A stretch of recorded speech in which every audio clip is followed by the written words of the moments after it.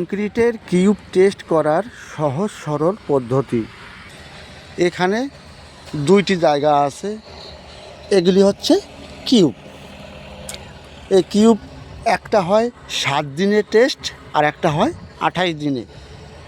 এইখানে যেগুলো আছে সেগুলো 28 দিনে টেস্ট হবে, এই পাশেগুলো হয় 7 দিনের পর টেস্ট। প্রথমে কি করব, এই কিউবটাকে ওয়েট করব কত কেজি হয়েছে। এটি ওয়েট হয়েছে 8.246 কেজি।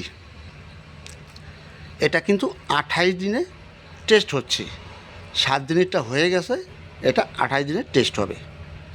এই কিউবের ওয়েট এসছে 8.246 কেজি, এটি নোট করে লিখে রাখব। এবার এই কিউবটাকে আমি নিয়ে যাব টেস্টের জন্য, এখানে রাখতে হবে। দেখুন এখানে রাখা হয়েছে। এবার মেশিন চালু করব। চালু হয়ে গেছে, এটি রেঞ্জ আছে 2000 নিউটন। দেখুন এর কতটা আছে এটা দেখব। এবার এখন স্টার্ট করছি, স্টার্ট করছি। দেখুন এখানে রিডিং চালু হয়ে গেছে। যখন এটা ব্রেকিং হবে, ভেঙে যাবে, তখন এটার রিডিংটা লিখে রাখবে ব্রেকিং লোড কত হয়েছে। ট্রাক চলে এসছে, এখন এটা বন্ধ করতে হবে। স্টপ করে দিচ্ছি, স্টপ।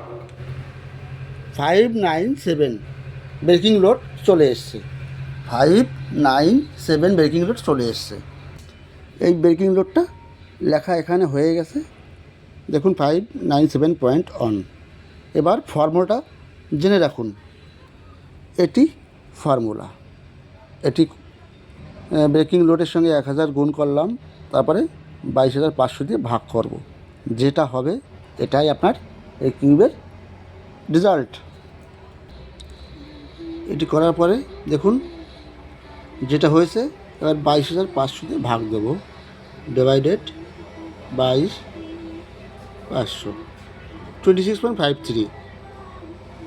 এটা এসছে 26.53। এইভাবে তিনটে নিতে হবে, তিনটে নিয়ে তিনটের অ্যাভারেজ করলে সেটাই আপনার টেস্ট সাকসেস হয়ে যাবে।